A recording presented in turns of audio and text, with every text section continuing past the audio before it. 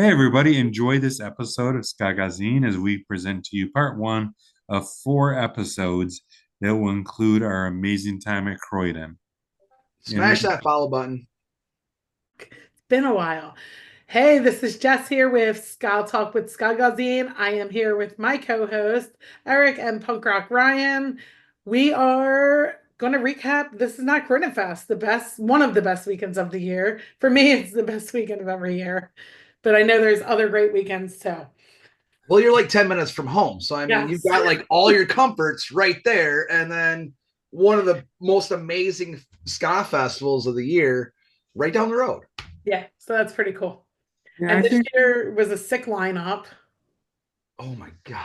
Starting with Friday night, we didn't do any interviews Friday night. So we were set up to do on-site interviews. We sponsored the festival this year. We were a main stage sponsor. It was really nice to see our logo up on the stage as the bands were playing. I got I geeked out over it pretty much. Even when I went this past weekend and still saw it up on the stage, even though no one was playing, I was like, oh shit, this is cool. Doing cool things.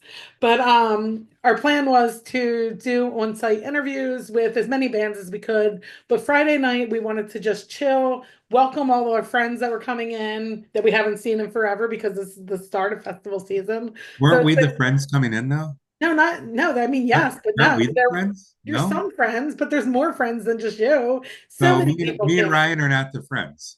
I mean, you guys, I welcome in Thursday night, so I could have done interviews Friday. Okay, fair enough. Is that fair? Yeah.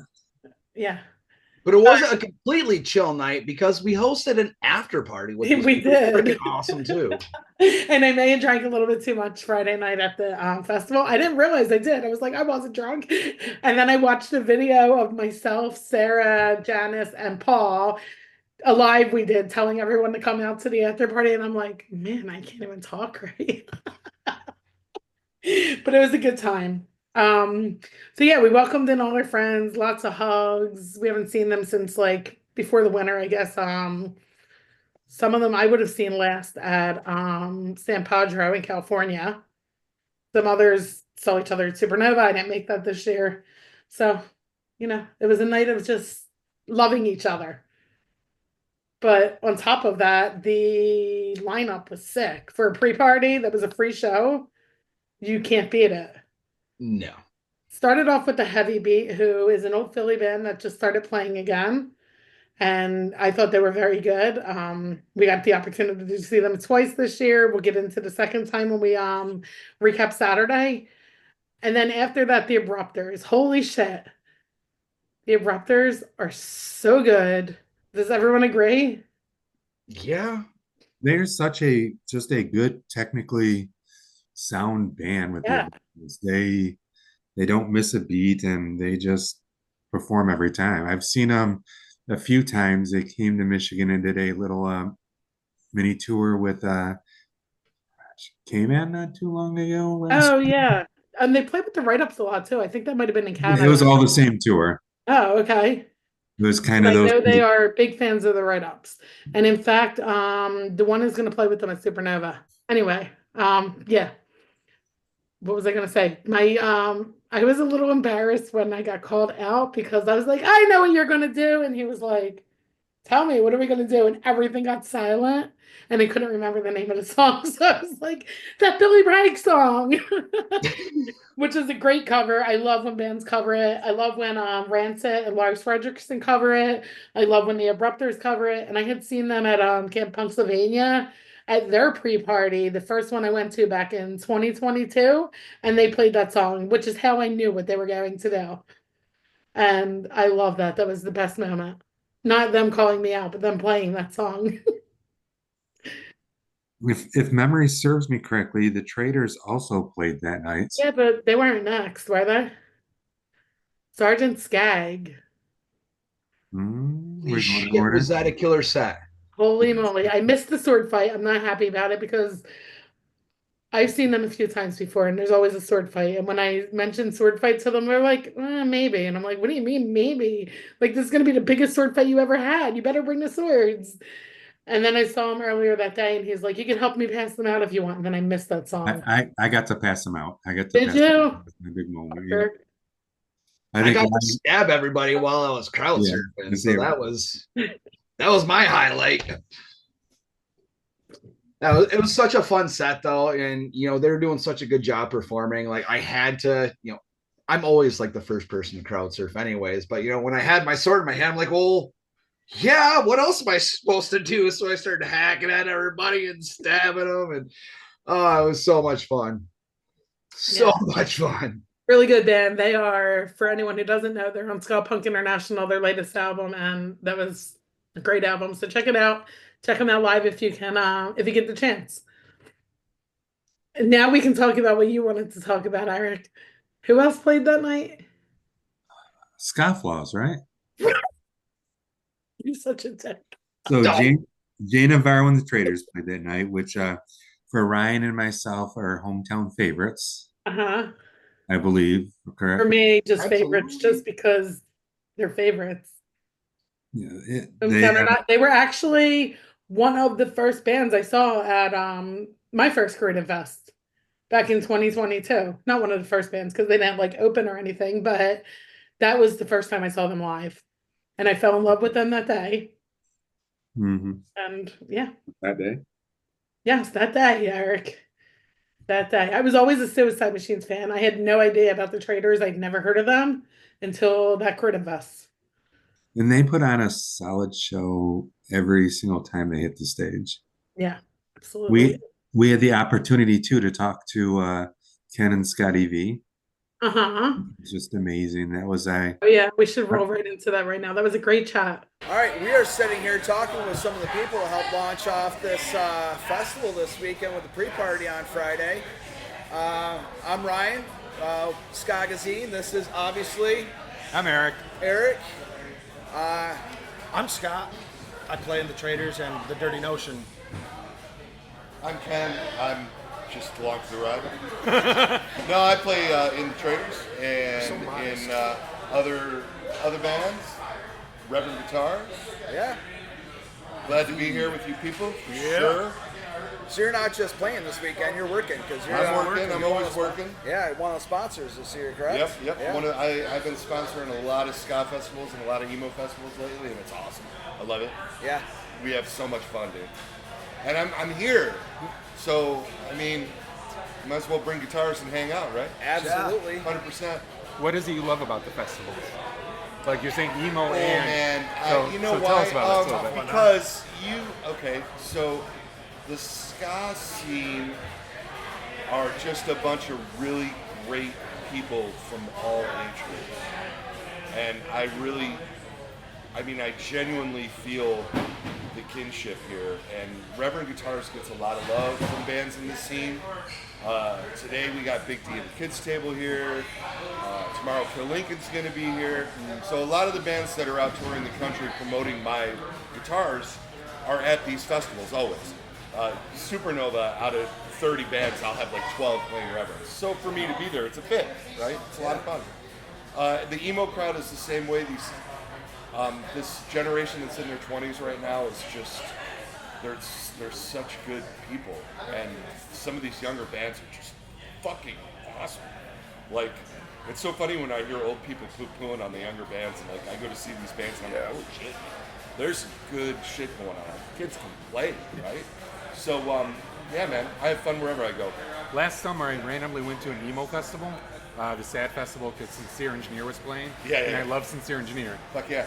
But it was one of those, like, as I sat there, I'm like, I've never been in this environment before. I'm like, this is like the ska scene. These kids are just happy doing their thing. Yeah, man. I know, happy, emo, whatever the case Yeah, it's a may be. little bit of a oxymoron there. They're very happy. They're very, very happy to be sad boys and girls. Exactly. It's a therapy, man. They get the I think photo ops in it's- front of the sad side. It works 100%. out well. All right. That's what I do. But Scott, and we talked about the Traitors. Traitors get a lot of attention. Obviously, Jay's a legend. yeah. And it is excellent being in it. We have had so much fun being in this. What's it been, 9-10 years? It's 10 years now. Is And it? yeah, same. So my other band, the Dirty Notion, started the same year as the Traitors. So No shit. both bands are celebrating a decade. And I've been able to do I don't know, I would have never guessed in a million years when I first started listening to all this music that I'd be in a band with one of the people I looked up to, you know, and it's just cool. And then being in a band with this guy, everybody in the band, we just get along so well. And we haven't had a lineup change. We No. haven't, like, we all, and everybody brings something to the table. We were talking to a friend of ours this morning, Jerry, about the last Traitors record, All of Us or None, and you can hear all 6 of us on that record, like all of our individual contributions. I mean, Jay and Eric come to the table with songs pretty much structured out, and then we take that and totally run with it. Yeah, And, Millbauer adds a lot to that Millbauer that adds writing a process lot. too. And They let me shred guitar all over this one. oh yeah, Yes, you yeah, did. street And lights. you did. Uh-huh. It was fun. The recording process was really weird to me because I went into it going out to Eric's. Like it was kind of, from my perspective anyway, it was like I thought we all kind of just tracked individually or something out at Eric's. Because I went out there and I thought we were just like laying down demo for the bass lines. You know, I didn't have anything really written. Yeah. And so, because I was going to use what turned out to be the record, I was just going to use it, you know, just as reference point to get baseline ideas. And the next thing I know, record's done. Yeah. I was like, wait a minute. They did that Wait to a me minute. too. I didn't write a single. Okay. Yeah. Then when I but look back on it, it's actually really cool. Often your first idea Yeah. is the best. 100%. Like your first 100%. inclination when you hear when you hear a song for the first time and what you think you want to contribute to it. Like I agree. The first thing, and then when you start second guessing that first thing is when you end up going down a wormhole and like, you know, and you it's can easy ruin to it do. before it starts. Of course, It's easy to do, yeah. But I also find, like, now playing these same songs live, I play them way different than what I recorded because I've had time to kind of, it's more of a refined version of what's on the record, you know. But I think that's cool because when you go see a band, you don't want to just hear them play, well, I don't anyways, I shouldn't say everybody, but I don't want to hear the band play exactly how it sounds because I can just do that in my own house by flipping on the record player or, you know, YouTube music, whatever. But when you see them live, I like a little maybe tempo change and, you know, just little variances like that where it gives a little bit of different feel than just sitting back listening to music on your own. It makes it special for that show. It does. You know? It does. So do you take that with you into Dirty Notion? I try. Yeah, we purposely record the songs a little bit slower by design, and then I like to because I think it creates a little bit more energy when you play the songs a little bit quicker, especially with that like boss reggae type stuff that the sound we're going for. It's really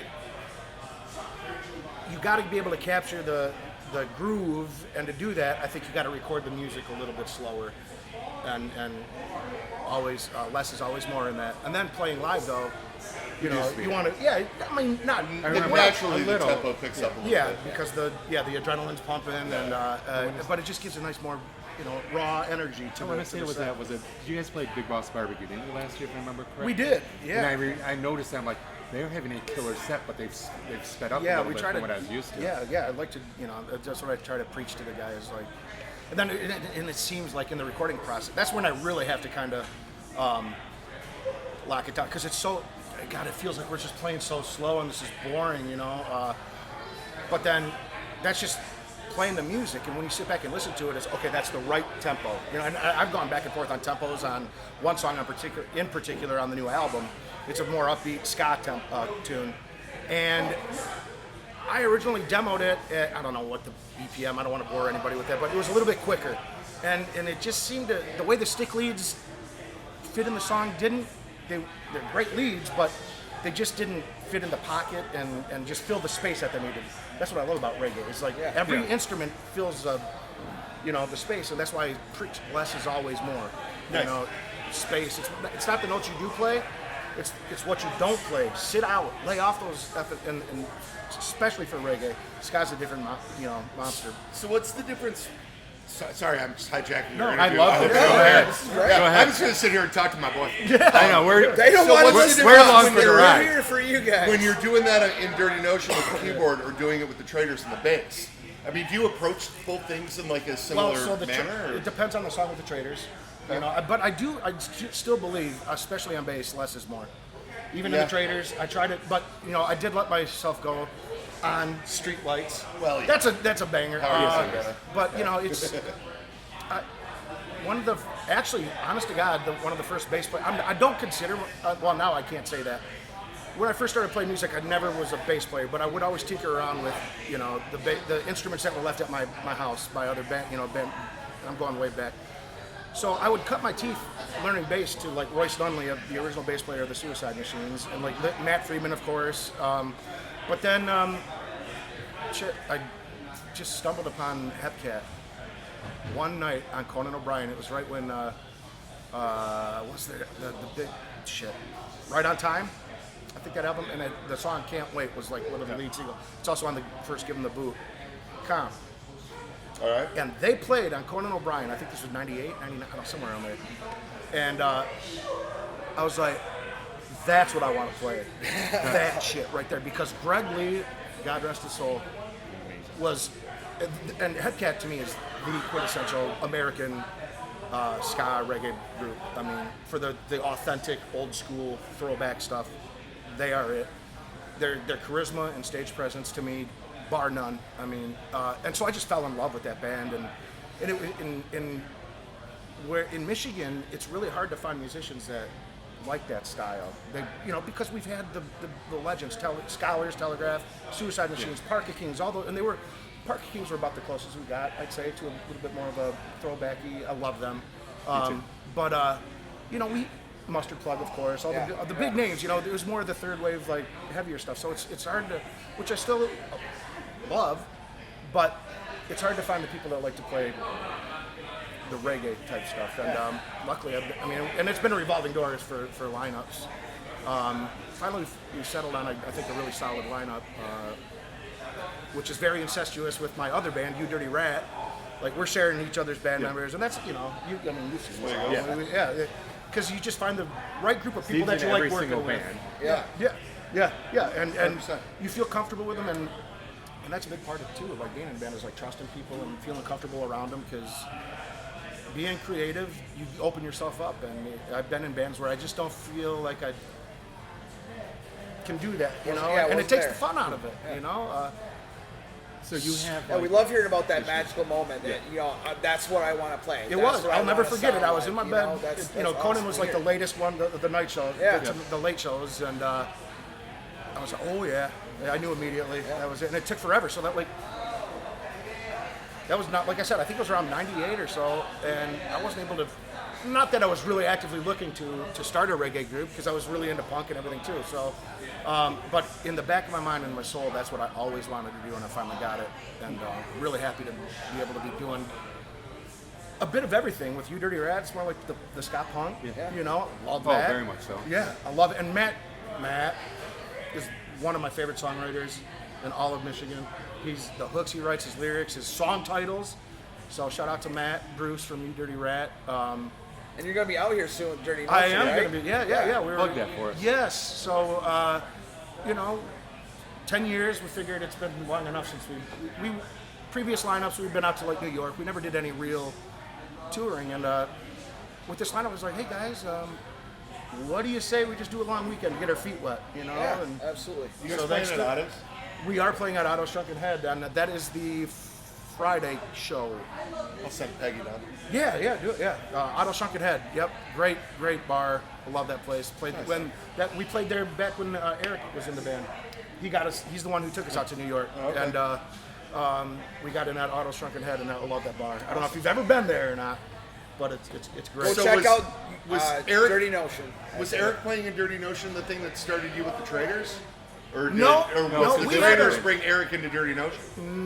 That was it, because we I'm had just curious. Ed, I don't know. Yeah, the drummer from Aggro or Die. Good question, though. Very Thank few you. People know this. Yeah. Ed from Aggro or Die, wonderful drummer. He was just too busy.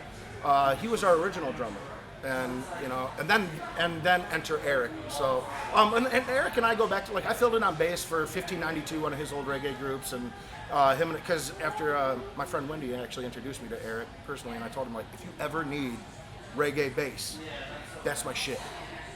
And I thought, okay, I'm never gonna hear from him, So I started getting calls to fill in for their bass player for 1592. Which is an amazing band. Yeah. Family of Choice is probably Oh, one of my God, favorite so- covers sure. of all time. Yeah. That's why I'm here. I play guitar and sing in a Pink Floyd tribute polka band. Hell yeah. I was Called gonna the ask you Polka to Floyd play. Show. I've seen it. And, Haven't seen them? I'm, They're great. I'm They're very great. good friends with Bucket from the Toasters, obviously, because he plays Reverends. And they came through Detroit once, and it was 1592 Polka Floyd and the Toasters at the Magic Stick. Nice. Super weird gig.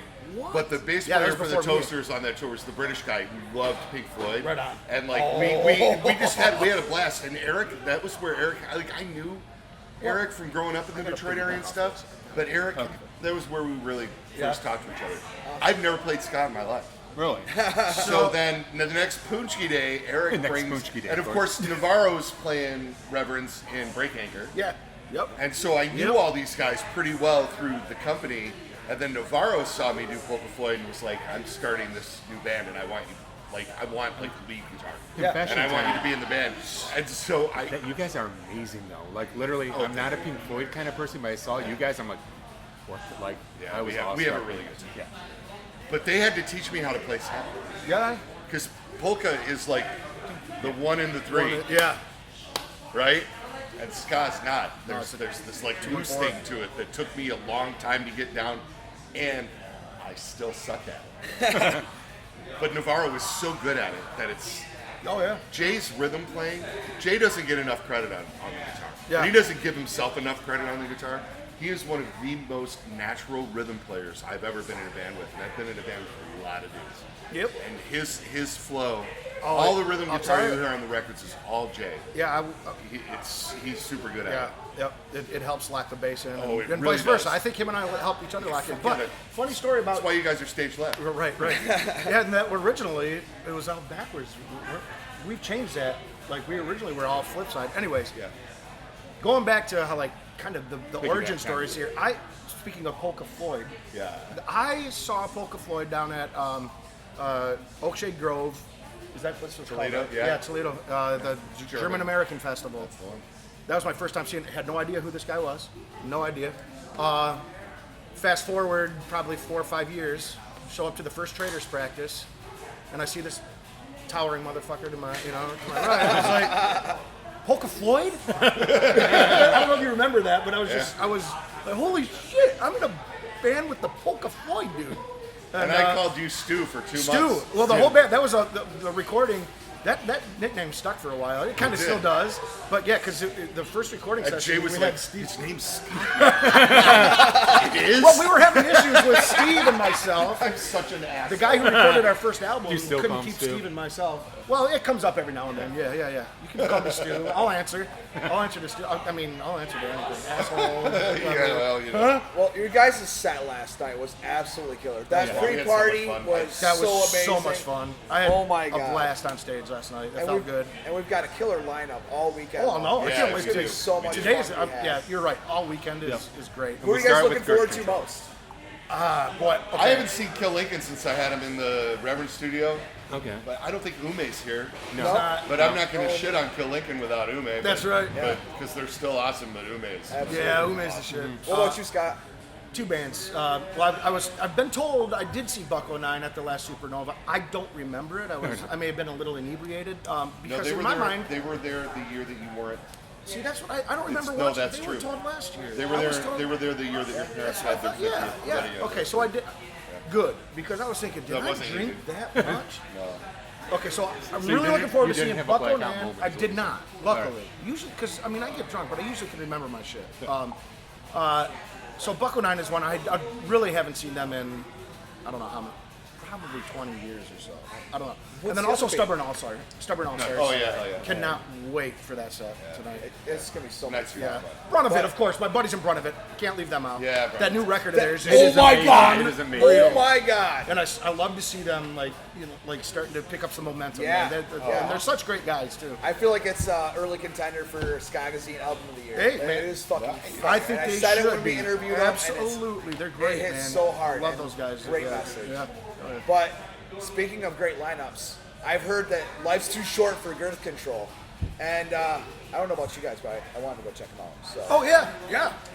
Thanks for having us. So- Good. Thanks a lot, man. That was great. Thank you. Thanks, Ryan. Thanks, So after we talked to Jay Navarro and the Traitors, Scott and Ken, we had the opportunity to sit down with, gosh, how many of Joystick? 4 or 5 of them? Fucking A. Joystick brought it.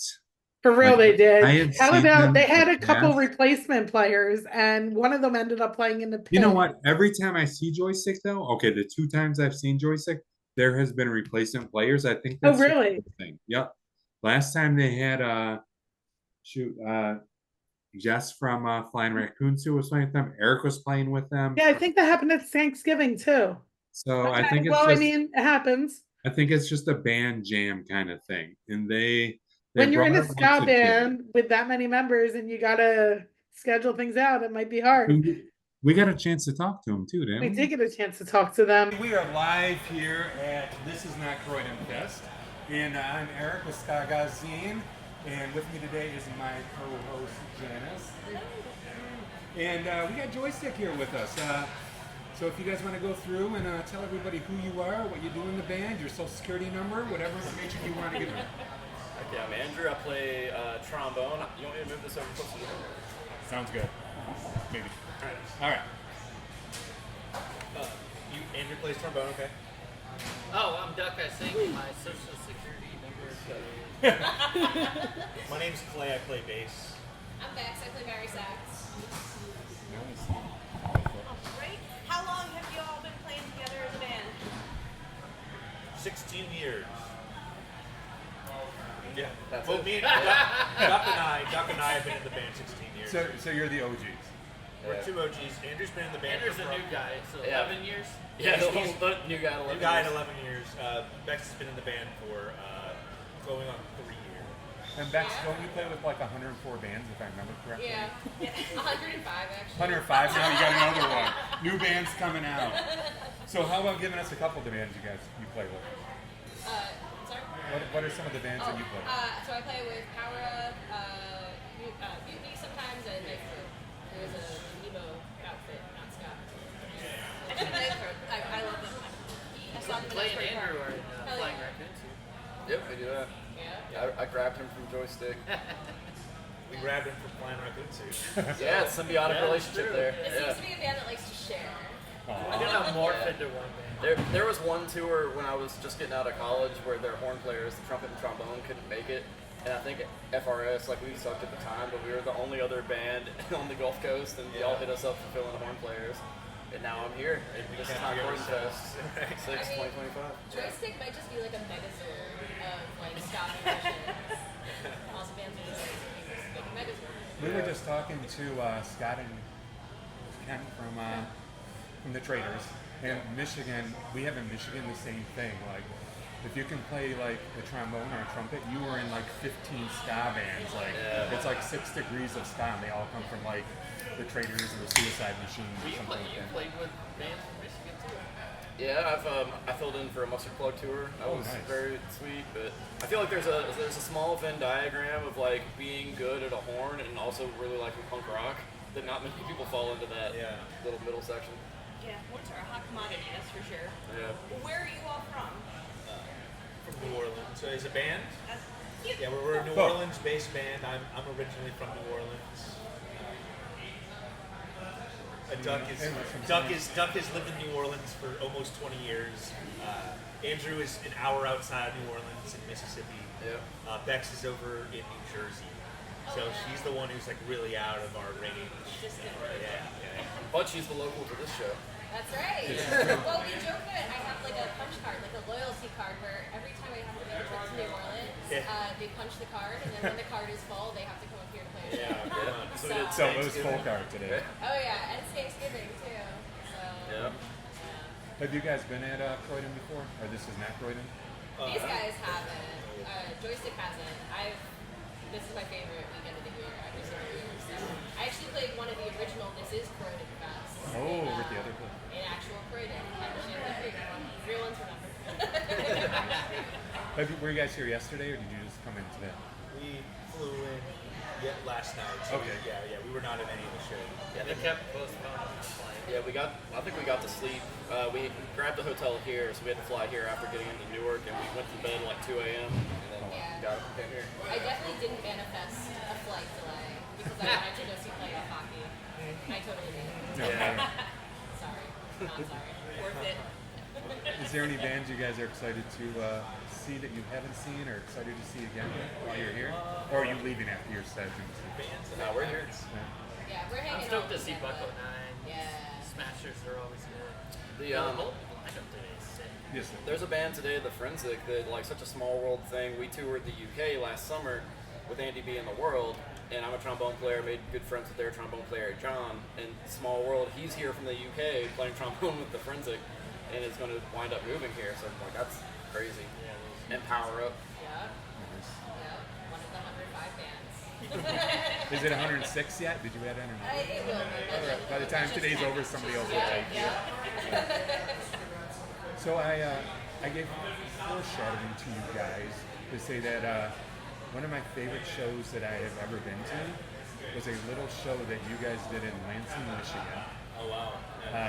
So it started off as supposed to be at a bar somewhere, and got moved to like this little community center. Oh yeah. Do you remember this? Yep, the 2023 tour. We got cheesecake that day. Yeah. That day I almost had a panic attack, but otherwise it was a really good show. Yeah, that was the day before we went to Canada, and we were finding out that Duck wasn't able to come with us. And then I realized that I didn't have all the paperwork for the band, and I didn't know if they were going to let it through. That was a very anxiety. I literally had a panic attack that day, but it was a great show. So other than that, it was great. But it was just. Did you guys get screamed at by the random lady outside? I don't think so. Eric did. I think I remember what you're talking about. Actually, Eric was like, hey, Yeah. okay, yeah. I remember what you're talking Sounds about. right. I do remember that. Yeah. Yeah, that was I think Gray Matter. That was a really Gray Matter fun had show. that, yeah. That was yeah. Well, they're big advocates for like all ages spaces, so I think when the bar fell through, that's when they were like, "Hey, we do shows here," and they brought it there, which is really I cool. hadn't played in one of those in a long time, so. And yeah, it was the day before any of us had played out of the country, and we were panicking and like counting all of our stuff afterwards so we could show them our paperwork. Oh, dude. It was stressful, but We're figuring out how to be a band without having a singer. I didn't know. oh, no, it's fine. Well, didn't Jessica from Fine Jessica and Curly, it was basically joystick karaoke. Yeah. It was so fun though. I sang a couple. Yeah, Bex. I was saying it's just like one big like all band between That the was two. like when Joystick really did become with Flying Raccoon Suit, because there were more members of Flying Raccoon Suit than Joystick. Well, and we played Pooza Fest, so like, yeah, Bex, Jessica, and Curly, and I had sang up until then. And we got to Pooza Fest, and there's other people like Zach Quinn, who sang on some Joystick songs, and Kurt and Rosie from Hans Gruber. We're just like, hey, all three of you are singing Joystick songs. And it was wild too because by the time we played Pooza, we found out that morning that we were headlining. Like the headliner had gotten moved to a different venue, so we found out that morning while we were driving to Montreal from like the Toronto area that we were headlining. We're like, what? But then like we had a packed crowd like upstairs at a strip club. We're waving hi to John. But like it was cool, and like the venue was strange because it was so shallow front to back, but people were still stage diving during our set. People were still like trying to crowd surf like left to right, which was very funny. But it was, Left to right. yeah. I'm trying to visualize really this now. It was so weird. Yeah. We didn't sell any merch, but you know what? That's okay. We had a great time. It was wild. Went to go order poutine in French. The guy's like, I don't speak French. I was like, damn it. What did I spend all this time on Duolingo for? Right. Yeah. It was memorable, but yeah, all that to say Michigan was like a super great spot for us. I'm still hyped about the cheesecake. Fair enough. Yeah. Next time you come through, we'll make sure you guys get cheesecake. Yeah. That's how good is that. There was so much cheese. We should have just named that the cheese tour. Yeah. Because we also played Scapleton in Appleton, Wisconsin. You had to go to the Cheese Council. Oh yeah, we saw the Mars Cheese Castle. Yep. Yeah. Oh. Always wanted to go. I love cheese. So good. Our poor tummies. And you guys one of you guys almost segued for me here, is because I was going to mention that show was an all ages show. Like there was no booze except for what we snuck in our water bottles, right? But so what do you think of all ages shows comparatively? Like, What are your thoughts on this? I mean, besides saying I like them, but like, I mean, they're important to have in the mix because thinking of all my like shitty little high school going into college bands where we're all learning how to play our instruments and do our thing, like all ages shows is the only way to like get into it and learn. And the older bands are stoked to have you as an opener, and you're stoked to play, and you're learning how to do it. So, I mean, where I'm from, there aren't all ages venues anymore, so I don't know how you would get started as a new band. Yeah, we in New Orleans, basically for like a full decade, there was no all ages spots at all. They didn't exist. But now we're starting to have some again. They're just more like DIY. But I think they're very important because our scene fucking like died off. It aged. It's gonna with me. die. Yeah, it aged with me. You know, like, I'm 35 now. For a minute there, the ska scene like didn't get any new people in it because there was no all ages shows, and like the all ages venue died with my generation.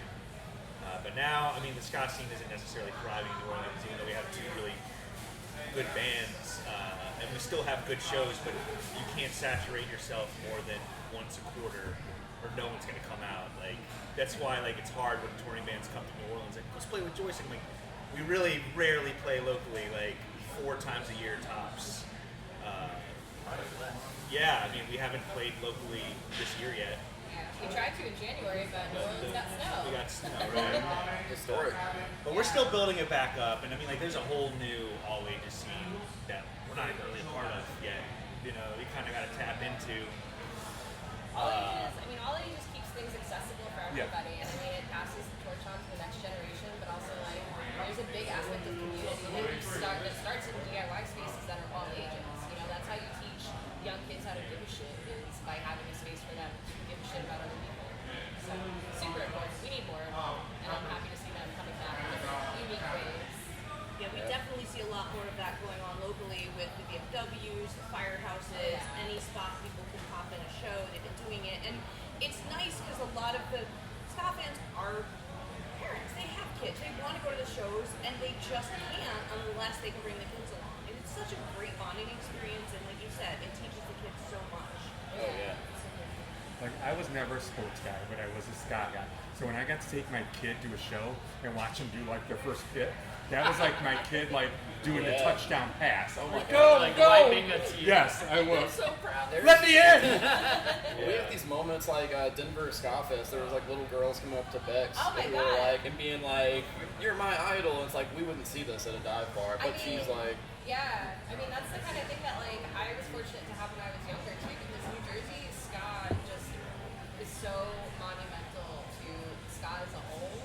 I always like to say ska never died at the Jersey Shore. Ska never died in New Jersey. Like, it just kept on going. But, like, I think of the people that I looked up to. I looked up to Leonore from My Hired Frenzy, who, like, now I can call a friend. Even Jenny Whiskey, like, she, like, grew up around the corner from where I grew up, too, which is wild. And, like, looking up to people like that is thanks to all ages spaces. And like, just gotta keep it going. It's cool. What is, and you almost hit it, so you guys are doing good at guessing the questions beforehand. And, like, but what would be your message to the next generation? What, you see the youngsters, what words of encouragement or fear do you have for them?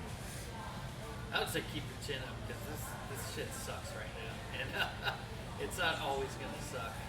It's always gonna suck a little bit, but keep your chin up and fight. Yeah. Fight for what you believe in. That's what I would say. Recognizing your community. Second that. Yeah. No, I'm not good at giving advice. I don't feel qualified. Well, you give great advice. Thanks. I think just like being kind and like just being cool to the people around you is super important, and just like building a community, recognizing like who your people are to help build that community with is super important.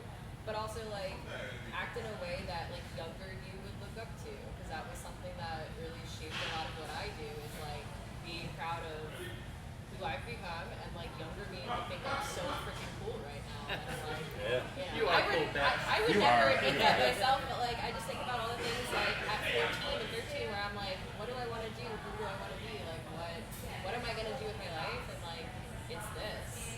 So yeah. yeah. especially in this genre of music, it's a community because I've played a bunch of like indie rock or funk and brass band music, and it's never that sense of community, and sometimes it's almost competition. But here it's like lifting everybody up is important, and that's all we've seen basically, and it's been great.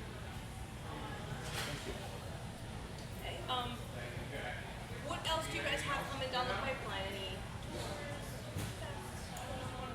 We're working on writing right now. We have a couple out of town shows this year. Ningwood Fest, Ningwood Ska Fest, I think, in St. Louis. Yeah. We're gonna hit Nashville on the way out. We have some other some one-off stuff we can announce. Yeah. Oh wait, no, we did announce that one, right? Fest. Oh yeah. Or you did now. Yeah. Surprise! Right. But yeah, working on writing. It's been 4 years, so we gotta do something. We gotta do it. It's crazy how fast that goes by. Oh, and it's like, oh, that record's not new anymore. God damn it! This is cool. Right. Yeah, the EP. You're right. The EP wasn't new, right? That holds people over. Yeah, it's a little sampler, but yeah. So where can people find your music? Huh? Where can people find your music? Oh, anywhere that you, any platform that you can find it. Yeah, we have stuff on YouTube. Stomp Records, We have our last 2 releases still have vinyl left on Bad Time Records website, so and that helps us and them. So everyone should check those out. Side B of Dwell is something that nobody will expect. No, Yeah, if you're a fan of something like this, you'll like the B-side as well. Oh, that's true. Yeah, that's true. Well, thank you guys for coming on. I think another band's starting soon, so we don't want to make you miss out on that. But thanks for having us. we appreciate you It's guys cool to stopping talk. by for us. Appreciate y'all. Thank you. Can't wait to see you. So talking to Joystick was fun. Their set was amazing. The highlight of the set, from what I've seen all the fans talking about, You was talk about the guy in the Austin playing in the circle Yes. pit. Like, that was pretty cool. So Austin was a fill-in. He normally plays with Joker's Republic, and I'm just going to go and plug this right here. If you are local to This is Philly coming. or within driving distance, Skagazine is hosting a show on May 17th at Bonk Still Closed on Richmond Street in Philly, and Joker's Republic is going to be playing. The Boy Detective is coming in from Michigan for their very first East Coast show. Joining them are 2 bands from Philly, Assemble, who is a great punk band with a little touch of ska. They have not played a show in quite some time, so this is going to be like a welcome back kind of local show too. And then Past the Glory is a great local punk band, skate punk, that is playing the show as well. So if you are local or within like a couple hour driving distance or whatever, the Boy Detective's worth the trip. I saw them live once, and my friends did not lie. They put on the best live show. It's unmatched. So get out to see them, because who knows when they'll be back. We're hoping for the next This Is Not Croydon Fest. They should have been on this one, Jeremy. Think about it for next year. See, I'm going to be respectful because You're not going to say you fucked up like you were going to. yes, I'm not going to say you fucked No, up. because you know what? They probably would have had one of those 2 first spots. And no offense to the Boy Detective, but this year was Girth Control and Power Up, and both of them were very well receptive. Great opening bands. Let's hope for next year. Let's just leave it at that. Boy Detective brings some energy too to their shows. I mean, Yeah. I know Jeremy wants to start it off heavy and fast and get things going and get the crowd pumped up. They can do that. Absolutely. Every freaking time they perform, they have everybody going nuts. And I've predicted this for the last 9 months, but by the time Croydon comes around next year, Boy Detective will not be the opening band kind of thing anymore. They're going to get their album that's going to come out that was produced by Roger Lima. They are going to be a higher caliber. I mean, they're high caliber to us who have seen them, but they're going to be harder to get next year. Yeah. I was just going to say, if you're in Philly in the middle of May, like, go take your opportunity to see them now while you can see them for a few bucks before they make it big in the scene. Mm-hmm. And you can see them in a really intimate spot too. Like, Bonk Still Closed. God, I want to go. It's a small spot. The inside holds 105 to 110, I think. But on a nice day, they open the garage up, and if you're standing outside the garage door, you're watching side stage. And I know that my friend Benny is going to be on the streets of Philadelphia outside singing to y'all. So get there. Brandon bought him a wireless mic just so he could do that, just so he can roam everywhere seriously. and still be able to sing to everybody. There is no stage at Bunk So Close, so we don't have to worry about the Benny not being on stage thing. But he will leave that inside to go to the outside. I can almost guarantee it. We've talked about it. He wants to wear the Philly flag when he does it too. I think that's gonna be cool. Nice. The Philly Ska flag. Yeah. You know, if there's a show for $15 to go see, this is it. Get them right now while they're still available, and you don't have $20 at the door. I mean, this is an opportunity. I'm so excited. Don't fuck up, people. I am so excited. Like, seriously. And can I add something else into this? Sure. It is also Be the Scene's first solo show.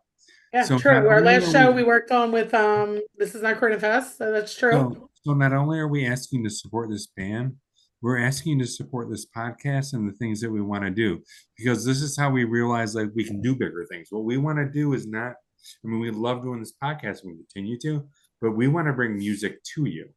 We want to bring the bands that we talk to, and we want to promote these bands. But the way that we do this is, you know, by bringing them to you and then you being part of the scene. When we say, if you want to sing, you have to be part of the scene. What's going to happen in Philly on the 17th, right? Mm-hmm. We're being the scene. Is what it is. So support this, because not only is it a lot of great bands, it's supporting a do-it-yourself organization that is trying to do good and promote what you guys want. So spend your $15, have a good night. Get advance tickets, because if not, you're spending. Oh God, yes. Still worth 20, but you're either spending 15 in advance or 20 at the door. But even more important than the money, I mean, the $5 saved. $5 is $5. Don't miss out. What you're doing is when you pre-buy, you are giving small organizations the confidence to do this again, and you're giving clubs the confidence that ska shows can fill their clubs. So if you want ska shows in Philly or in that area, you need to buy a ticket. So these organizations or these venues are like, oh, let's bring these people in because they sell our place. So as much as this is about having a good time come the 17th, it is about promoting the scene in the area. So I would challenge everybody, like, be there, promote your scene, because what happens on the 17th will lead to more things on the months that come. So, so this is a big moment. It's not just about the one night. This is a big moment for your scene. So show up, pre-buy the tickets, and show love to your own scene. And pre-buying tickets also gives a chance for the venues to plan to have enough bartenders on hand for you, so you don't have to wait very long for drinks, to have appropriate security, that kind of thing. So, yeah, please. We're in a very unique opportunity because, you know, we know these bands. We've talked to these bands. We know where they're from, where they want to play at.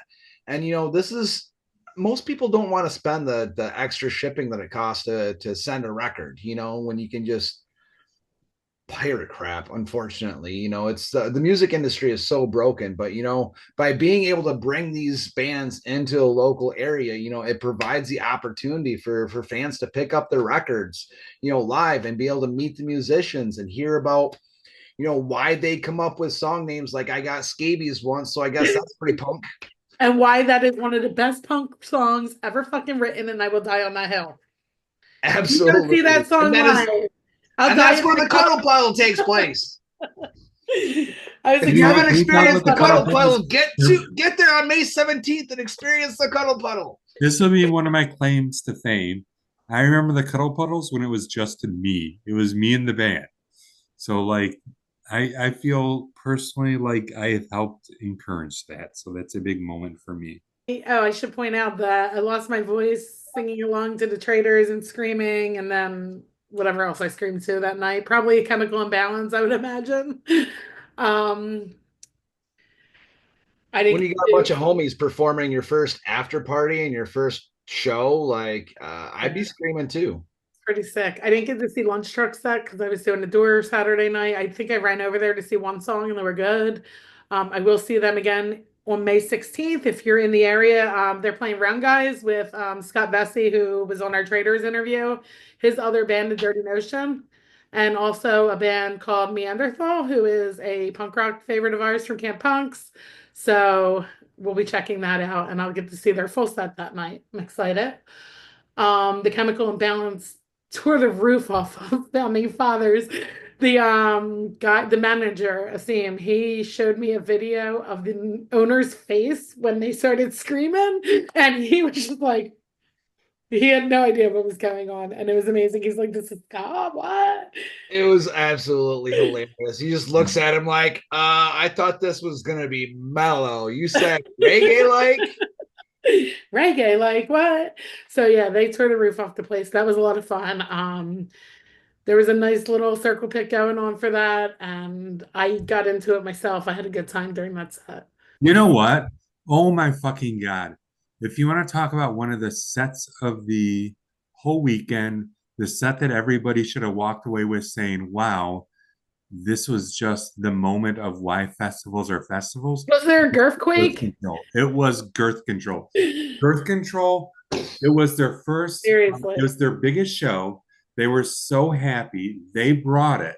The crowd, whether they knew them or not at that point in time, I'm assuming they did, just meshed with them. That was like a magical festival moment. You could feel the energy from the band, like we were with our people, we were meshing. This is our crowd, and we are giving 100%. I know. We like to joke. It's not really a joke, but we like to say that they are one of our two bands, which is the Boy Detective and Girth Control. And we told them that this weekend, and they were like, "Oh, okay." I'm like, I mean, you can be other people's too, but you're ours. Because we were so looking forward to that set because, we've talked to them before and we've become friends with them and never had the chance to see them live, and we love their music. And they really showed the fuck up. They did. And it was awesome for us to get a chance to talk to them after their show. They were absolutely blown away by just the energy of the crowd, how pumped everybody was to see them, the fact that everybody was singing along to all their songs. You could feel the love from both ends, not just coming from the stage, but coming from the crowd too. And I was so excited I got to be the first stage dive. Oh my gosh, you did. I mean, there was only like 5 people there to catch me, but we pulled it off, I mean, it was better than that time when there were 400 and it was the suicide machines. And it came down and landed almost on my head. But yeah, they were so grateful to be playing that show, and I'm glad they got that shot. So here's our conversation with Girth Control. It's not about music for the most part, you'll see. Is it ever really, though? No. We are here at This Is Not Croydon Fest. I've got my co-host here, Punk Rock Ryan. Nice. What's up, everybody? I thought you gave him the finger, but you did like this. That would have been really awesome. Everybody give him the finger. You ready? We're Girth Control. We're all doing the finger. Come on. Wait. Damn, not me. Dude, I thought we were giving it. Well, fuck you, we were giving it. Yeah. Okay. So Ryan, we're gonna give Ryan the finger. All right. Good. Very nice. Very nice. All right. So you guys opened up today. Yeah. How'd that go for you? Fucking amazing. It's probably the best show we ever played. Real well. It was nice. You say that every time, like, "Hello, Seattle. You were the best crowd I've ever seen." No, because they never are. Have you ever been to Seattle? No. Okay. We're not in the band. I don't think you've ever made it out of East Coast. No, what's the furthest we made? Cincinnati? No, not Cincinnati. Cleveland. Yeah, we played Cleveland once. We played, the furthest west we ever went was Cleveland. We played at a place what was that place called? Now That's Class. Now That's Class. Yeah, and it was across the street from a funeral home that had a fucking sign out front that said, "Home of the $4,000 funeral." And that's my favorite. One of my favorite tour memories. But so who knows what we fucking find out in Seattle? I don't know how much the funerals are there. This might be the furthest south we played. Is that right? Fucking maybe. We never played Pennsylvania. The show at the Brook Goblet today was pretty badass. So that was so fun. No, this is Croydon. It seems like maybe the best place on earth, the best basketball. We have I said met this. so many We nice people. absolutely have. Yeah. I've never. When we came last night for the pre-show thing, and Jay Navarro was playing Scott Ball, and I was like, "Damn, this is the most positive, fun, fucking perfect vibe. It's awesome." And that was the free. Yeah. Like, it's just kept going. Yeah, right? The pre-party was Traitors and Scofflaw. Yeah, That's pretty good. Yeah. Yeah, you really can't beat that. This is a real treat. We had a really good time. This is not quite as by far one of my favorite festivals. Like, it's just such a private place. You know, there's no barrier on the stage. I might change. That might be a different story next year after jumping off the stage. Yeah, you think you're trying to single-handedly bring the barrier? Yeah. Right, really for all of us. That's not the goal. Was he really your first stage? Yeah, he's our first stage dive. Nice job. I think today we had our first stage dive. Thank you. We had our first clapping along to the kick drum. Oh, yeah. First ever clapping along to the kick drum. It might be the first time anyone's ever enjoyed a Girth Control. No, everyone usually has fun, but today was a lot of people. It was fun. It was great. Yeah, there's a lot of pit legends from like all the different festivals that I've seen. It's just like a family reunion. Oh, so we bring out we flags try and stuff. to keep that. Yeah, the flags are great. Just people from all over the place. We've got a pretty heavy Michigan stock crew. Detroit's got a different scene, and we're hoping we can set you guys up with some shows out there. I would love to. Yeah, absolutely. When you say I would love to, that means we're gonna get you a show. Yeah, let's make it Yes. happen. Yeah. I just came back from Las Vegas this week. I was at WrestleMania with my wife, and our layover was in Detroit. And the flight from Detroit to Albany was an hour. I couldn't believe it. I was like, a fucking hour? And I told the guys, I said, we got to do a fly. We can fly into Detroit in an hour. What the fuck are we doing? I mean, I can fly right over the lake and shit. Damn, you're in Detroit. Yeah. Well, basically, We'll drive. Don't get me wrong. If we got to drive, we'll drive. 9 hours is worth it. Yeah, we'll be the scene is hosting the after parties for last night, and tonight we've got a big show coming up as well. What now? Yeah, I was say what now? That's tonight, right? Come on. The big one. It is the Snails. The Snails reunion. The Snails reunion. Can you say it on the other? What? No. It is the Snails reunion show. Thank you. Why don't you say it louder? Yeah. Oh, because you're that. Jess has no voice. Maybe you shouldn't be critiquing the softness of our voices. If you didn't see that, she gave the finger and the tongue. That's punk, dude. It is. We're giving you a run for your money. So, who are you guys most excited to see this weekend? Oh, dude.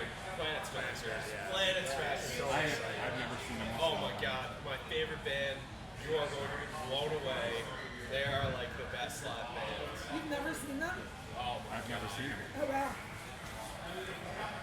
I'm so stoked to see too. It's just such a huge lineup over the weekend.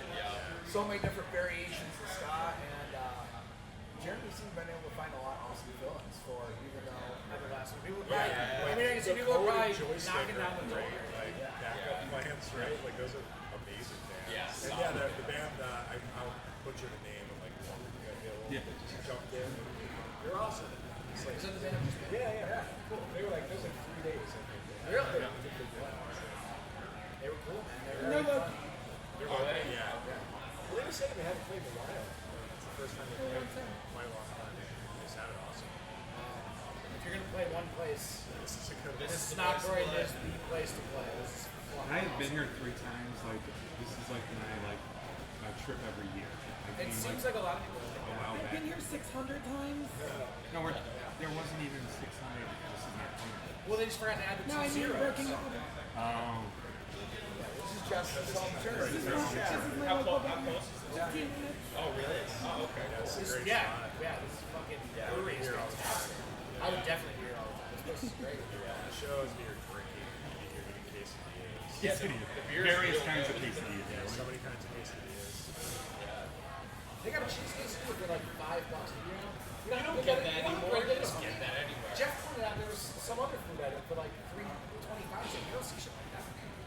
This is the way life should be. Ska, And cheap you food. know, $5 quesadillas. inexpensive quesadillas. Thank you for the term inexpensive. Yes. Yeah. They're not cheap. Free parking. Free parking. Free parking. Free parking. checkered fucking merchandise you could ever see. I love that we're like in an aquarium. Yeah, I feel like Well, when I got to pass, I got to pass stickers through here. this is the Ska Zoo. I think that's what they call it. Ska Zoo. Hi, that's Chris. That's our homie Chris Van Ash from Peckman Media. And yeah, he's we're all working together to try to support the scene because like we were talking about earlier. We even actually introduced you guys. No. I went to say that like 15 minutes ago. I was like, wait, we rap with Trail because of the middle finger thing. And then we never said. So, do you guys want to I heard that was introduce the band? Oh yeah, that's true. So I guess we got to say our names. Yeah. I'm Mark. Hi, Mark. Jay. Bob. We're Girth Control. We were just talking about setting up some shows for you guys in Detroit. Chris Van Ash is somebody that's been working with us doing that two things up. We want to work together with DSC because that's how you make your scene, right?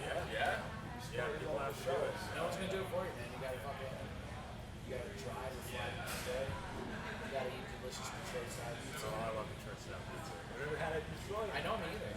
What do you think of Polish food? You haven't lived till you went to Hamtramck, played at Smalls, and then went to one of the Polish restaurants. Is it pierogi?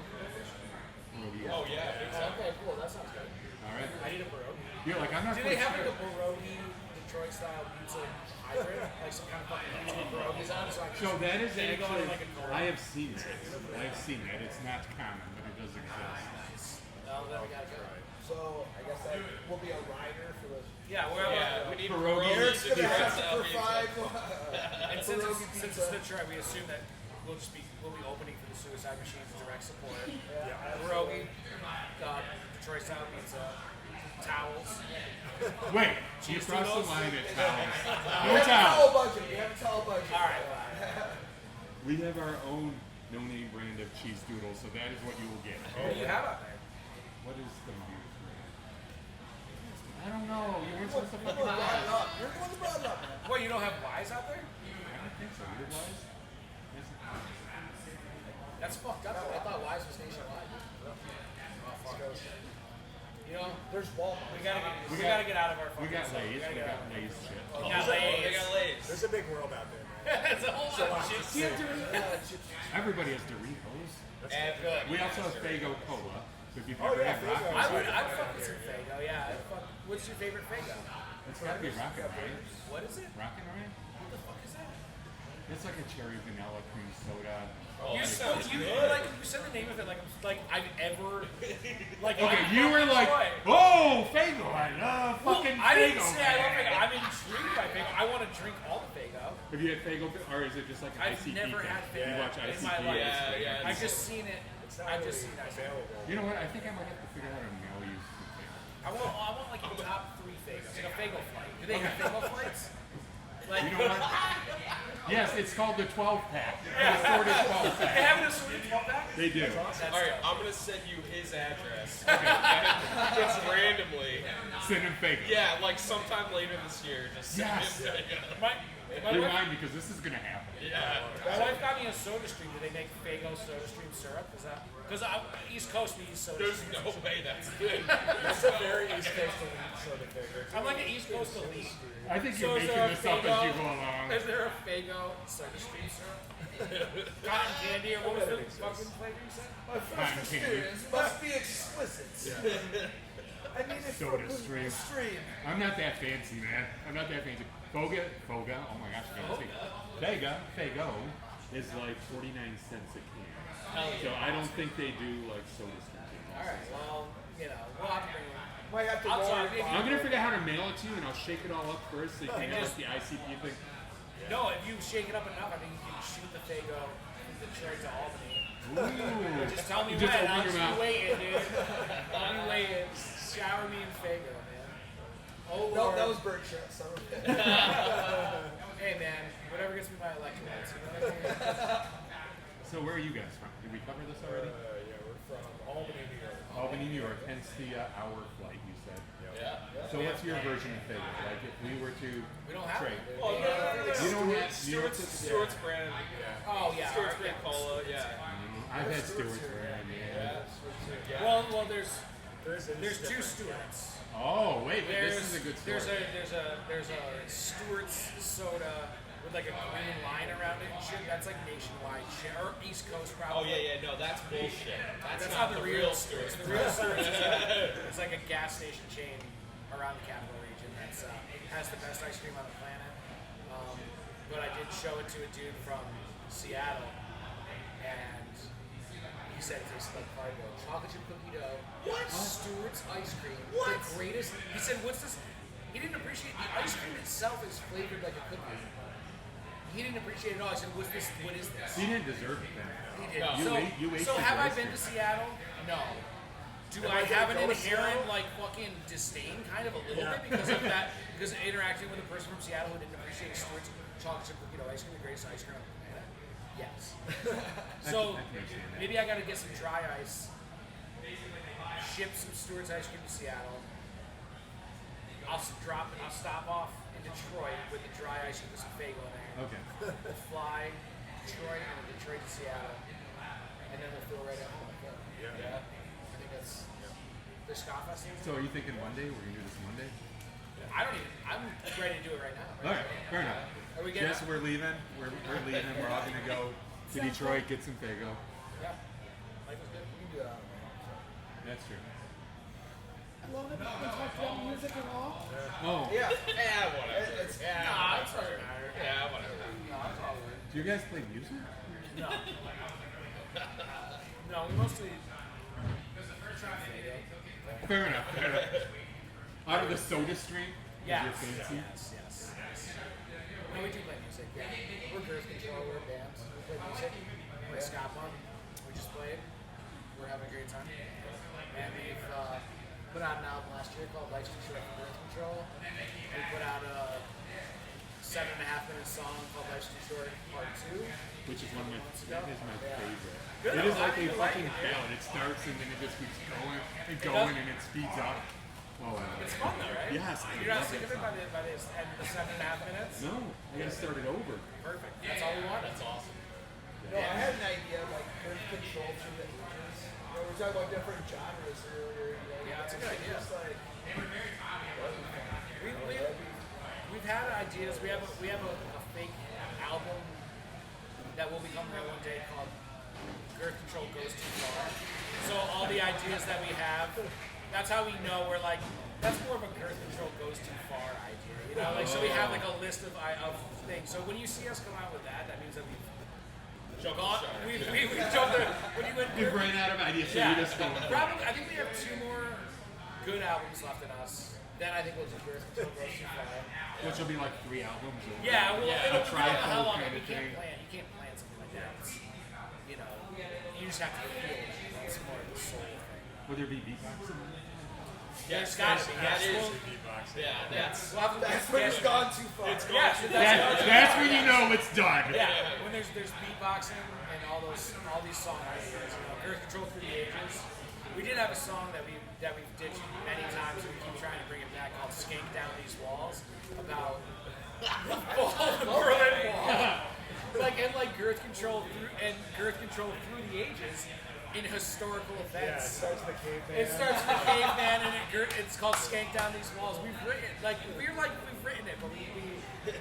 it'll be out on Girth Control Goes Too Far. So we have kind of already that Girth Control Through the Ages concept. That is beautiful. Yeah, we're a lot deeper than people think, you know.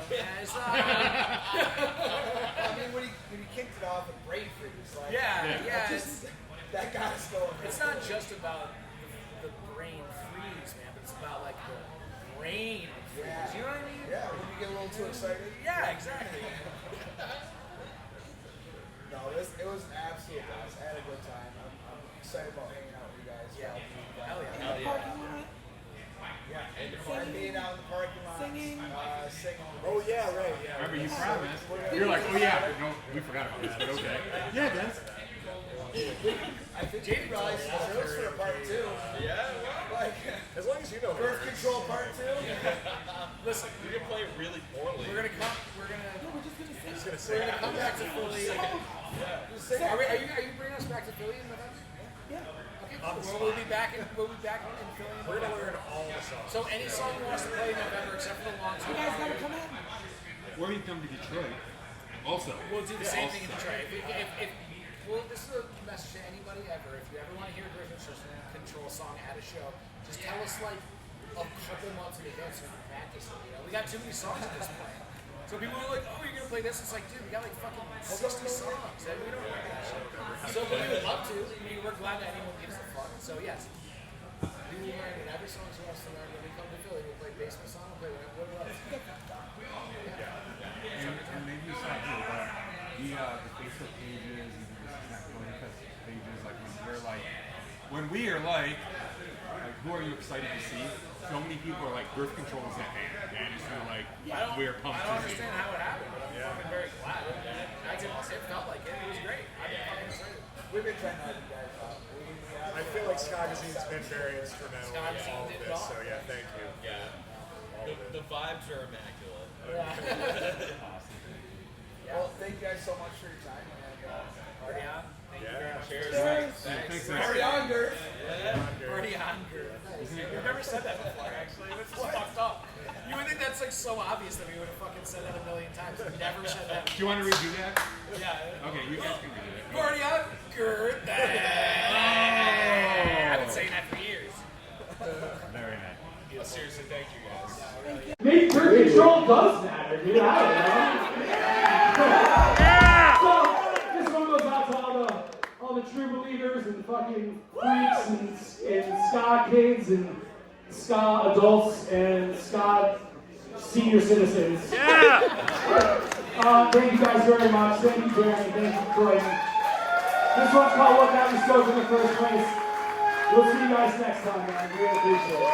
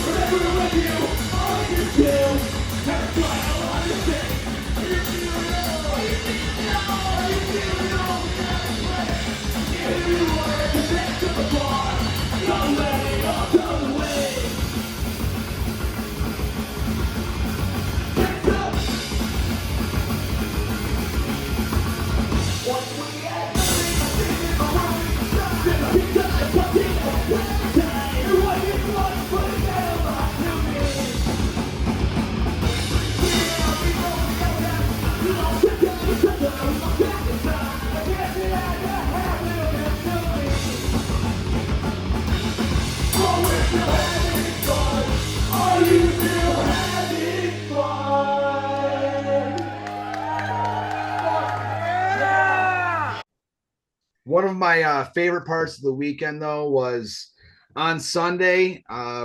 We're all kind of standing outside by where the vendors were hanging out. And I saw Jay and I believe it was Bob. They're out there underneath the tent right next to the venue. And all of a sudden, this alarm starts going off with this red flashing light. And they're standing like 5-10 feet away from it. So I turned around, I looked at everybody, I said, "Oh my God, it's a goddamn earthquake!" Timing could not have been better. What was the alarm going off for? I missed that. I have no idea. Somebody just pushed a button and it reset. It was the end of it, but it was. I'm glad I did not miss that opportunity. That's so funny. Fortunately, Bite Me Bambi had to drop off the tour with like a week or days notice. I don't remember. The bass player broke his hand and quickly they had to get a replacement for them. And Wareika Hill filled that spot, played their first show together in quite some time, and it was pretty good. I was chilling. What'd you guys think? I literally didn't see Solid it. So set. sorry. I mean, they're Solid very set? talented musicians. I Yeah. only got a couple songs because I was trying to recover from Girth Control. Right. What were you recovering from? From going absolutely ape shit in the pit. So I was left alone with no voice. Hey, this is Jess here with Ska Gazine, Ska Talk Live at This Is Not Croydon Fest. I am here with a couple members of a band that was added to the festival this week. Yes. And they pulled together and took the spot of Bite Me Bambi because their bass player broke his hand. Yes. So that was great of you guys to do. Yep. How long has it been since you played a show? Wareika Hill has not played the show in 15 years. No, 10 no. years? When was it when Britt sat in with us? That was probably like about Oh yeah, 20 right before pandemic. So Okay. 2019. So it's Wareika Hill, that's how you say it? Yeah, sure. Sounds good. You say tomato, I say tomato. Right, right. I was saying Wareika Hill. We say work. Okay, Yeah. work. Okay, Yeah. got it. So probably tell right. us, give a little introduction about yourself. What band you're in, what you're doing this week. Okay. So I'm Tedford, and I am currently in the West Kensington's Wareika Hill, and I've done stints with Inspector 7, one of the top city stompers. I do that once in a while. But started out in a band from Jersey called the Studebakers. And then from there I met the guys in Inspector 7 and the guys in Inspector 7. And so on. Yep. So my name is Larry. I grew up kind of like a prog rock nerd, actually. Played in like classic rock bands, Beatles, Stones, Led Zeppelin, that sort of thing. And I guess in like early 2000s, I started getting into ska and reggae, and said that's great bass music. I think I put an ad on a bulletin board that was around at the time, BillySka.com. Yep. Said, Kevin Feinberg's old bass player looking for a gig, and one, I think it was Sean, our drummer, So that was your responded, first and album? yeah. How was that transition for you? It's a lot more difficult than you would think. Yeah. It's different music. Bass is very, it's intricate. It doesn't sound like it, but you need to know where to not play, like where to put space. And our guitarist Dan, he used to call me Jocko. I don't know if you know Jocko in the stories. No. He's a very busy, like jazz bass Super player. busy jazz bass player. And he's like, you can't play like Jocko. And I'm like, so basically Dan schooled me on how to play reggae. So, are you in any bands now besides this? I'm in, not really, no. I'm trying to get my own project off the ground with some ska and reggae in, but not totally. It's got some like funk and rhythm and blues and stuff like that. It's very early, but I was trying to get Tedford. He's too busy with string band. I'm too busy with string band. I'm too busy being a mama. But it's cool, like we still get together and play once in a while. Like, for That's fun. cool. It's got to be that fun. Everyone is from Philly or the Philly area? Yeah. Yes. Yeah. Yep. I think Dan's the furthest one way out. Like, how far out is Dan? Like Reading? Yeah. Okay. So, but I mean, everybody else is like in the county, tri-county. Awesome. Yep. Yep. What else you want to know? What do you want to tell me? What do I want to tell you? You guys are playing your first show in how many years? Is that the start of something? Is this the one time? I think so. Our guitarists, two of our guitarists, and our old keyboardist / trumpet player are continuing on Wareika Hill. Or I wouldn't say it's a continuation; it's more like a new version of it. Because I know that their concentration is going to be like a lot of like roots reggae. You know, playing a lot of roots reggae shows. So they actually have something booked in July, right? Yes, Something like and they're that, opening yeah. for Steel Pulse. Yeah, they're opening for at Steel March. Pulse. Yeah.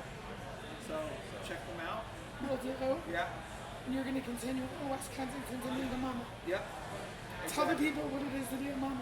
Because not everybody is local. Right. Yeah, if you aren't local, then a mummer is a string band, basically a marching string band with banjos, saxophones, upright basses, accordions, and it's like kind of like a really old form of like early jazz music. And we do a parade every year, and everybody fights to be the best string band in town. Really cool tradition. It's a very fun tradition. I can give you some links to post along with it. You know, people. It's like New Orleans second line on steroids. Yeah, yeah. Only no tubas. Yeah. And yes, because you're playing bass, right? I'm playing bass. Oh. Right. Yeah. One of the things though that I want to do is I love being in a string band and I love ska. So I want to create a ska band with string band instrumentation. In fact, some of my bandmates are here today who plays accordion, and I don't know if there's somebody else, but there's a couple of other kids who are in the mummer tradition. Right, like Ray Kennedy. Oh, really? Yeah, Ray I think is a wench. He's in a wench brigade, and then Wait, what? And then yeah. What's a wench? Wenches are the guys that wear like the silk dresses. Oh. And like usually make like a big noise like Froggy Car. Okay. Those So guys. no instruments. I didn't know there was a name. Yeah, I was going to say, where's the ska band? I don't know, but he's just a ska fan. He's wandering around here. Yeah. There's this other guy, Dan Shamarskaya, you might know around a Sounds lot. familiar. He plays upright. He used to play upright bass in Greater Kensington, maybe. Okay.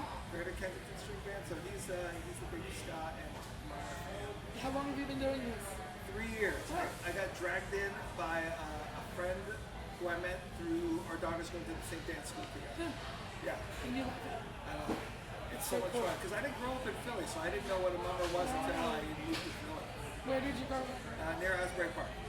So that's how I know all the Your wife was from the Boston area? Yes. Remember you said something? Yep, my wife was from the Boston area. She didn't know anything about mummers either. And then we met here. We used to go to like all the same shows together. And then we eventually met because she was friends with the guitarist and one of my roommates in the Rathskeller band house. Okay. And you're not a mummer? I'm not a mummer. I I want to say that we were trying to get a band off the ground a couple years ago, and he got too busy with the mummers, so we could never do it. Yeah. So you gotta be That's why I decided to try and do my You own. can't be a mummer. Just be a mummer. It's fun. You can hang out with a bunch of cool guys. We drink beer every week. What do you say? I'm just saying, you know, you want to hang out. Yeah, Hang out with a bunch of guys and play music. You drink. Right. Just throwing it out there. I don't drink. Oh, well there you go. That part's not working No, for him. That's a lie. I told Jeremy I wasn't going to drink this week much because of this. So I believe that. I say it. But I'm doing pretty good. Good for you. Tasting this. My husband on the other. He didn't come today. It's recovered. From last night? From last Oh, night. yeah. I have a friend of mine that was here last night. Yeah. He's in the So same boat. hopefully he'll be back tomorrow, but he hurt himself. His rib. Oh, so, no. Yeah. In the bed? No. No, I think he like walked into something or something. Anyway, that's beside the point. What's going on with the West Kensingtons? West Kensingtons, we've been a little idle for a while. A lot of people have some stuff going on. Okay, you have a show coming up though. We are playing May 8th at Wonderland Ballroom in DC. We're doing their monthly DC Loopy. Okay. And then the following night, May 9th, we are playing in New York at Auto Shrunken Head, doing their Subway to Scotland. I hear that's a cool place. It's a very fun place. And we have a good time playing Ryan's shows over there. And then the 31st at Philomoka with a couple of India bands. That'll be our next local show. And that's Ben Skanklin put that together, right? I don't know. He did. I want to give him a shout Okay, out. Ben Skanklin. Oh, nice. He's awesome. Yeah. Here somewhere. Yeah, Is it I every don't think that scholarship? I don't have I met them before. Oh, well, you're getting to now. I hope so. Yeah, you have Look it up. to. You probably have. I probably have His met real them. name's Rocky. Oh, He just goes by Ben Spangle for because he's from Philadelphia. Yes. That makes sense. Okay. Okay. You know, that's what I'm saying. I probably have already met him. You were just thinking that. Yes. And I always call him sorry. Anything you want to add? I'll add that this project I'm trying to get off the ground. We have the gig on the same day as Philly. What could it be? 31st. We do some ska, but like I said, it's like fun. What is the name of the band? Atomic Larry. Okay. And we're playing with a reggae band, Step and Razor, well Oh, I know established. them. Yeah. Yeah. Dan, who Cool. plays guitar in Wareika Hill, is in Step and Razor. Is this on a local show? It is. It's in Philly. It's at a bar called Bounce in Port Richmond. Just put my first show. It's not a book show. Oh yeah. I don't know if you're there on that night, but I saw that you were. Yeah, I saw that you were with this show. But it's cool interesting. Yeah, it's cool. I used to play in like a power trio, Okay. and we played there a couple times. it's pretty It's sick fun. venue. Yeah. Especially nice up in the garage. Yeah, it's in And the you can back. watch The outside. back venue. Yeah. But I wanted to have some horn players on this Yeah. gig, and all the horn players I know are in West Kensington. I didn't know they were playing the same time. So You could probably find one here. we'll be all right. Well, It's kind of like today without the full horn section. Right. you don't have your full section today, you didn't? No. Yeah. Because one of our guys is working. We don't really have a regular sax player. Yeah. Yeah. Jeff is here every year. But Right. this is Yeah. the first year. Yeah. Jeff Ritchie from the Toasters. Yeah. He started out in Rathskeller, and then in Wareika Hill until he moved out to Florida, and then started control this. Interesting. Yeah. Little story about that. I love this story. So Rathskeller was playing First Unitarian Church in Westchester in like '96, maybe. It's a week before us, sorry. Okay. Yeah. Saturday before. And he was like the only kid who was like dancing his heart out. He's like, hey, listen, you guys need a sax player? I'll play sax. I'll play alto sax. I got the skills to pay the bills. And they're like, so if you need a sax player, call me.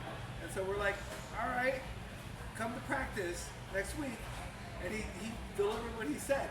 And so he became our sax player and one of our like key writers and arrangers for several years until we moved down to Florida. So Yeah, he's great. He brings energy. yeah. Really fun guy to Jeff play is with. fantastic. So Yeah. we really could use a local guy on sax. We do have West Kensington has Doug Dabrowski from Rocksteady and from Ruben and You. So, but he's out of town sometimes. So we take him wherever we can get at the time. Yeah. Seems to be a race. Yeah. Yeah. So many top three, so many bands. It's one. Yeah. Yeah. So that's why today I was horn and singing. Yes. Yeah. So typically you would just sing? Sometimes. Sometimes. That was the original plan, but then we couldn't get a permanent trombone player, so just play trombone and sing. My son, he's a drummer. Yeah. He is joining school with us. It's trombone. Nice. Nice. Ox is a dude. Yeah. So I might He's a celebrity. talk to Tedford. Yeah. I'm happy. If you can talk to my daughter Marla, who was like in her third year playing trombone. I wish it Yeah. your son does he play anything? He just started on sax. Oh, cool. Yeah.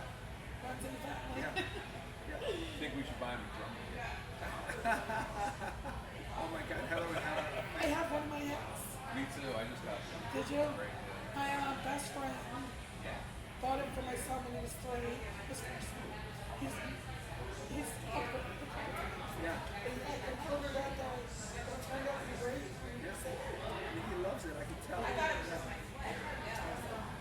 Yeah. Hopefully he'll be playing here one day. Maybe this is not good enough. I don't know. This is not Croydon Fest 42, 16. I mean, he's not that far along.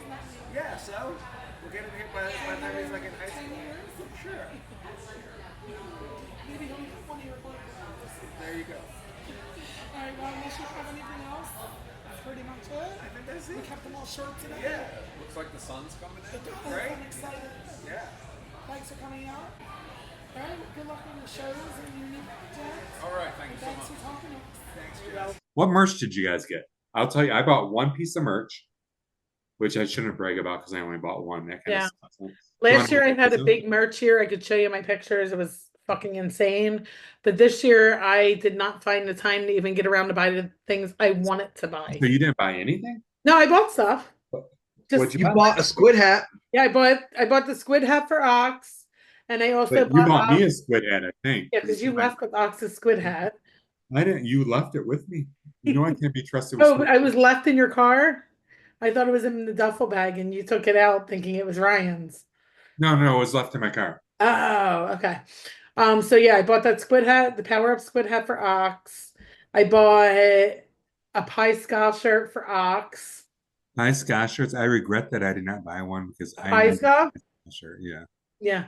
Someday So I will go. Traitors, obviously. I'm gonna make him wear it on Pie Day every year now. He'll be the coolest pie kid in his school, whatever. I also bought a Punk Rock Saves Lives Scotch Suck shirt. I've thought so many times of buying one of those, but yet I haven't. Yeah, I bought one because I love it. You know, I always say Scott sucks. Go Birds. Whoa. I don't mean it, but I say it. Obviously, I don't mean it, or I wouldn't be here. That might be all I bought, and it makes me feel terrible. Oh wait, I lied. Bought an RBNX vinyl from DCPC, and I also grabbed that RBNX Car Bomb Parade split. Fuck Good yeah! choice. And I got some RBNX stickers too. So My turn. All right, Ryan, you want to go next? Do you get merch? I did get some merch. I got some very fabulous, high quality merch that there's nothing better. Everybody agrees it's some of the best merch that you could find. It's found there. No, everybody. Daltons. Why am I even talking like that, a jackass? Anyways, I picked up some stuff from Cooley. I got the cool ska hat. Is that the blue one in the back? Did you buy that this weekend? I did indeed. So I forgot to say, lineup. I actually bought that as well. I bought that for Ox. Justin from Power Up got that same hat too. Those shirts. Yeah, and I also told Cooley that That's the deal. next year he needs a Skelton's flag waving in our flag parade. Agreed. Oh, that was fun. Can we cut to that because him directing everybody and then like everybody fucking. Yeah, let's finish merch and then we'll cut to that. Okay. Ryan, you were on merch. So but Cooley does have a new line of hats. Most of them were that foam front. I'm not a huge fan of the foam. So I went with the blue and the black with the orange. Love this hat. I've been wearing it pretty much all week long. Because I just don't want to let go of Croydon. It's a beautiful hat, by the way. Oh, thank you. It is. Makes me want to go get my ska hat. I'm not going to. It makes me want to get a ska hat. You should. I just wear the one I bought Ox because it's a regular size hat, you know. We can share it. When Ryan finishes, I want to tell you my ska hat story. Okay. Ryan, go ahead. So I had to pick up a Jer Safety Crew shirt since Ume is out in Japan with Hay Smith. Bless him. And they had to have a filler for trombone. So, Jer had to know where he was going and where it was safe to be jumping. So there was a bunch of us that picked up Jer Safety Crew shirts. And Jared did amazing. Oh, it was phenomenal. Yeah. It was such a fun set. What else did I pick up? I picked up a Power Up hoodie. I got the last large. Chris was asking me about that.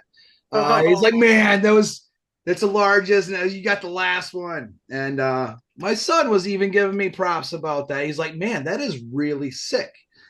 But it's a great hoodie. I absolutely love that zip up.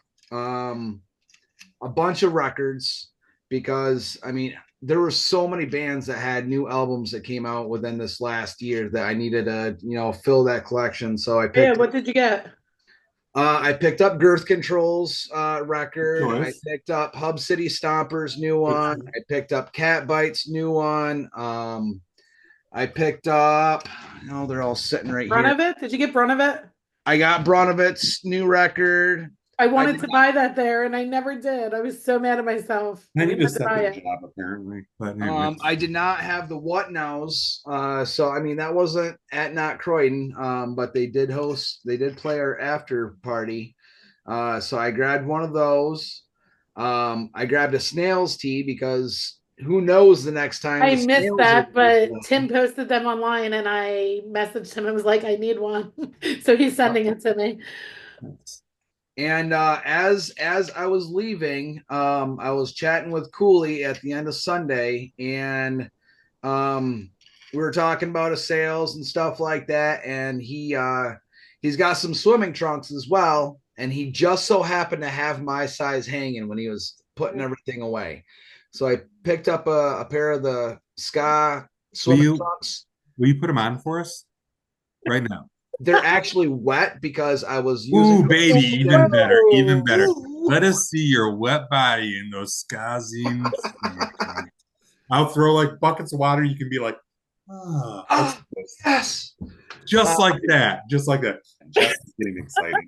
I don't but no, truth be told, they're probably the most comfortable swimming trunks I've ever owned in my life. Yeah, they look like they were good quality. They're really good quality. There's actually room on them. They're a proper length. Yeah, I absolutely love them. I wore them a couple times this weekend when I was going swimming with my daughter, and I'm a fan. I will 10 out of 10.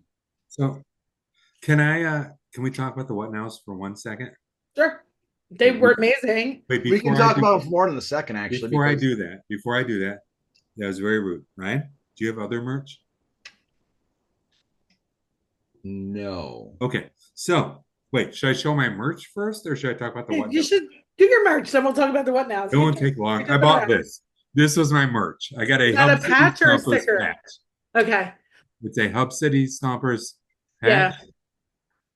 That is my has merch that patch on his vest. And that is my merch collection. Wow, that's crazy. And I love it. And I saw them again this weekend, and like he put the mic in my face and got to scream "Boys Don't Cry." I mean, some cool. Don't cry. Okay. Good. As a fanboy, if you are a member of a band, if you want to like make a memorable moment for one of your fans, put the mic in their face. Come down, like pay them attention, because I promise you, like, we will talk about that for years. We have video footage of that. When it comes up, we'll be like, dude, remember when like the Suicide Machines and Jay put the mic in my face? Look at this video. Like, that is so huge to the people who weekend after weekend come and see you.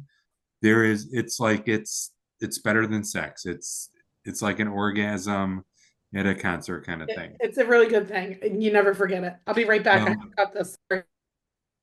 Are you leaving? And Jay is absolutely wonderful about that. Jay spends more time doing that than singing in the mic, really. He does. He lets everybody else sing the set for him. But I mean, if you've got fans that are that big of a diehard that they know every single lyric of every single song, then show them some love, because those are the people that are buying the records, they're buying your shirts, they're buying your hats, they're buying the tickets to go to every single show that you perform.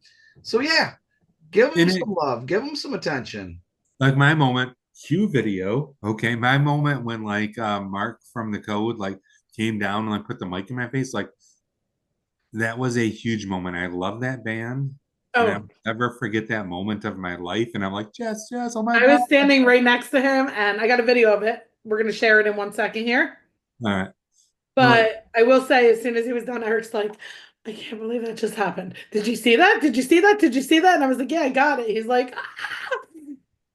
It was awesome. So if you want to make your fans like have the best night of their lives, throw a mic in their face, honestly. Just like this. All right. Yeah. 3 songs now.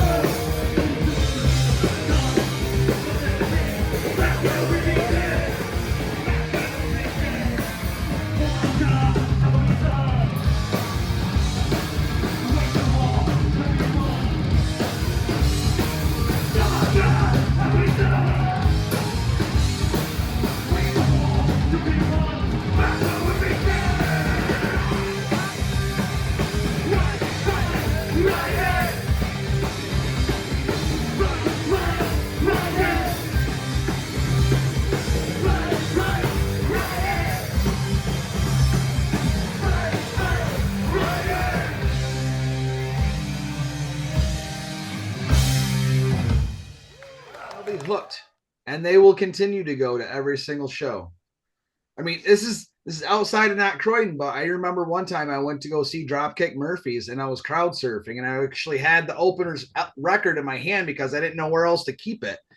And I'm sitting there singing along, and I get to the front of the stage right at the chorus for Smash Shit Up, and Ken sticks the microphone right in my face, and I got to sing the chorus, and I'm just like, oh my God, oh my God, oh my God, oh my God, oh my God. Uh-huh. And then afterward, he called me out. He's like, we got this guy here, probably in his hood. He's singing every single word of the song. You know, this is why we do this stuff, so the fans can have a good time, so they can make memories, and it just means the most to us.